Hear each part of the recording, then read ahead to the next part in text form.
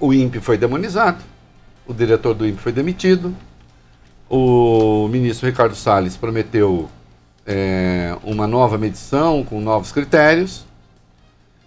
Não há novo critério nenhum, o que há é o desmatamento, né? Que obviamente contribui para difamar o Brasil lá fora e para aqueles que querem criar barreiras aos produtos brasileiros pretextando desmatamento, podem fazê-lo. Aqui, atenção, nós vivemos um período de uma burrice tão formidável que as pessoas são incapazes de entender que verdades contraditórias convivem. Não é? Elas são distintas, às vezes são contrárias, mas se combinam. Como nós vivemos o período do dualismo, ou é isso, ou é aquilo, então vamos lá. Agricultores europeus, agricultores americanos têm interesse objetivo em acusar desmatamento no Brasil para poder impor barreiras aos produtos brasileiros? Tem. Tem. Isso haverá sempre. Com desmatamento ou sem desmatamento, Fábio Cuba, eles vão tentar. Porque eles querem, como o Brasil produz a preço mais barato, é competitivo no mercado de grãos, no mercado de carne, obviamente, os produtores de lá vão querer que seus respectivos países parem de importar do Brasil, porque assim eles podem botar os seus produtos a um preço maior. Isso é do jogo. O protecionismo é do jogo. Isso significa que toda acusação de desmatamento é falsa porque só estamos sendo vítimas da pressão de quem quer concorrer com a gente? Não. Não. Mais contradições? Mais contradições. Existem ONGs aos montes, muitas delas com viés de esquerda, que acusam desmatamento, muitas vezes, sem ter existido, ou que exageram nos números. Existe. Existe. Isso quer dizer que o desmatamento não exista? Não, não quer dizer. Apenas que é preciso separar as coisas, distinguir as coisas, ser razoável e parar de brigar com os fatos. Eu noto aqui, e como meu universo original é a linguagem, eu sinto cheiro de longe. Quando o ministro fala assim, vamos entregar um ambientalismo de resultados, ele quer dizer que todo ambientalismo que tem aí até agora não foi de resultado. É falso, foi. Foi porque antes do Ricardo Salles usar calça comprida, eu já estava nesse debate. Ó, foi sim. O Código Florestal, senhor, é evidência do ambientalismo de resultado.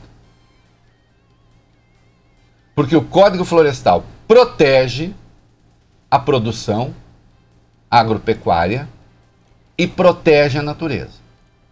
Tinha gente que queria um ambientalismo não de resultados? Tinha. Havia os xiitas? Havia. Havia os xiitas do outro lado que queriam passar o trator na floresta? Havia também. E foi preciso agir com a devida calma, com a devida prudência. E é preciso parar de ficar produzindo frases de efeito. O que é ambientalismo de resultado? Não sei.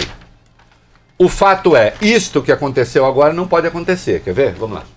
Um grupo de cientistas decidiu não assinar um estudo sobre o aumento das queimadas sob o governo de Jair Bolsonaro.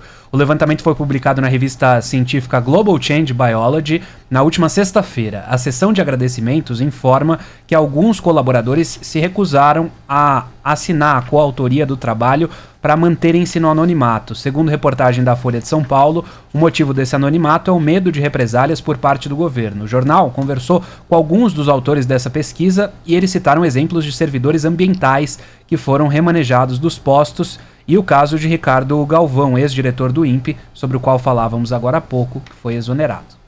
Olha aqui, isto é grave. Isto é grave. Ah, você está falando de punições que nem aconteceram. Não, primeiro que algumas aconteceram. o diretor do INPE foi mandado embora. Né? O responsável pelo INPE foi mandado embora. E foi mandado embora e o trabalho dele estava correto. Né? Ah, poder-se negociar se o INPE só divulga os dados, desde que tenha o compromisso da divulgação, claro. Depois de comunicar o governo, eu acho razoável o governo ser pego de surpresa. Eu acho razoável um jornalista não meter o microfone na cara, o gravador. Ó, presidente, e aí, como é que tá o desmatamento? Pô, que desmatamento? Não pode. Mas tem que saber, desde que se possa divulgar. Né? Agora, foi demitido. Há punições. Neste ambiente, não se produz ciência. O ambiente da autocomplacência e o ambiente da adoração do líder só produz disfuncionalidades.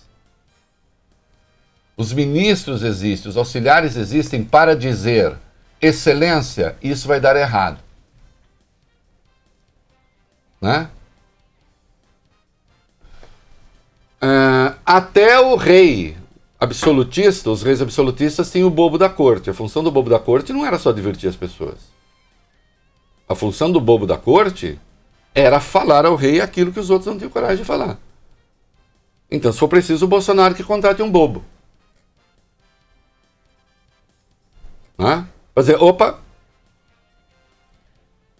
Porque é óbvio que isso não pode acontecer. Porque senão o governo vai produzindo, isso em várias áreas. Eu vejo o caso da China. Não entendi, Reinaldo, eu explico.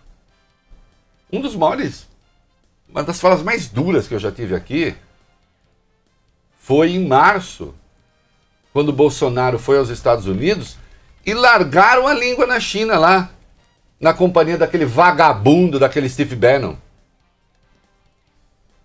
Um líder da extrema-direita americana que lá nos Estados Unidos é chutado. Foi chutado pelo Donald Trump. E virou guia espiritual do Eduardo Bolsonaro. Largaram o pau na China. Sendo que em 2018 a China respondeu por 50% do superávit comercial brasileiro. E à época eu dei um pau aqui. Disse, como é que é isso? A China está querendo comprar o Brasil, não do Brasil. Bom, agora, com a reunião dos BRICS, depois, antes o Mourão foi à China. Então agora não, agora descobriram que a China é fundamental, que o dinheiro da China é fundamental. Ótimo, excelente. Mas aí veio o Paulo Guedes e fala, quero uma zona de livre comércio com a China. Bom, aí então você quebra a indústria brasileira. Se isso acontecer. De novo, entre a paranoia anticomunista vendida barata, vendido baratinho por Olavo de Carvalho, pra gente que não sabe nada, não estuda nada, não viu nada, não tem noção de coisa nenhuma, e a subserviência, há um grande caminho, é o caminho da razão. Né?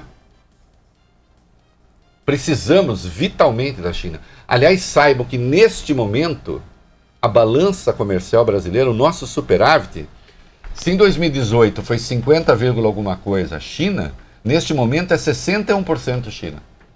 Mais precisamente 61,61%. Né? Só que tem um problema. O que a gente vende para a China, 89% que a gente vende para a China é produto primário. Agropecuária e minério.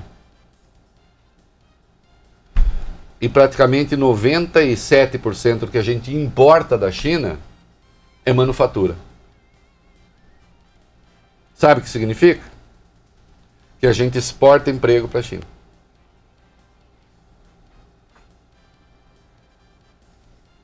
Então tem de ter equilíbrio, razão, né? E não ficar fazendo proselitismo ideológico michuruca. Seja na indústria, seja em qualquer outro lugar. nas relações comerciais, no meio ambiente, em tudo.